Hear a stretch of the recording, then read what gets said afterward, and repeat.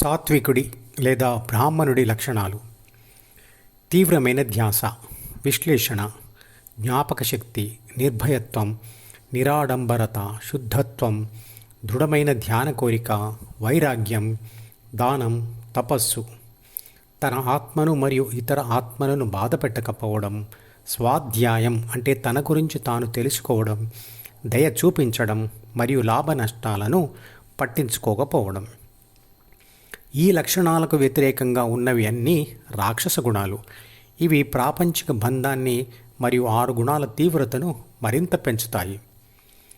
శక్తులలో భిన్నత్వం: సూర్యకిరణ శక్తి మరియు దానివల్ల solar panel ద్వారా ఉత్పత్తి అయిన విద్యుత్ శక్తి లక్షణాలతో భిన్నంగా ఉంటాయి. అందుకు కారణం సోలార్ ప్యానెల్.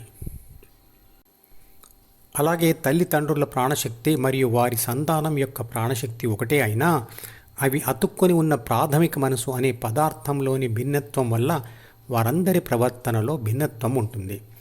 ఆ ముగ్గురి కంట్రోలర్లు AB1 అంటే తల్లి, AB2 అంటే తండ్రి, AB3 అంటే కొడుకు. AB అంటే కంట్రోలర్, F అంటే ప్రకృతి లేదా ప్రపంచం. A+B+F వల్ల CD ఏర్పడుతుంది. నిర్లిప్తంగా ఉండే ఆత్మ B మరియు CD మరియు F కంట్రోల్లో ఉండి తప్పు చేస్తే చిన్న పిల్లల విషయంలో మాత్రమే ఆ తప్పు BCDFలది అవుతుంది. అందుకే బాల నేరస్తులకు శిక్షలు ఉండవు. కానీ పెద్దయ్యాక తమ చుట్టూ ఉన్న సభ్య సమాజాన్ని గమనించి C మరియు Dలను తగ్గించుకోక చేసే నేరాలకు శిక్షలు తప్పవు. C మరియు Dలు మారితే B కూడా మారుతుంది. స్వర్గ నరకాలు అంటే భూమి మీద పొందే ప్రాపంచిక అనుభవాలు మాత్రమే. అవి ఎక్కడో ఆకాశంలో ఉండేవి కాదు. మెలకువలోనే తాను ఇంతవరకు నిద్రలో ఉన్నాను అని, అనారోగ్యం కలిగినప్పుడే తాను ఇంతవరకు ఆరోగ్యంగా ఉన్నాననే స్పృహ వస్తుంది. ధ్యాన అనుభవం అంటే స్వర్గానుభవం.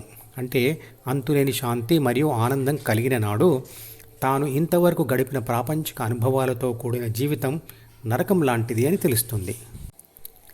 ABC యొక్క 4 స్థితులు ఏమిటంటే: ABC గాఢ నిద్రలోకి వెళ్ళడం, ABC ధ్యాన సమాధిలోకి వెళ్ళడం, ABC Dని చదవడం లేదా ఆలోచించడం, ABC Dని చదువుతూ పనులు చేయడం.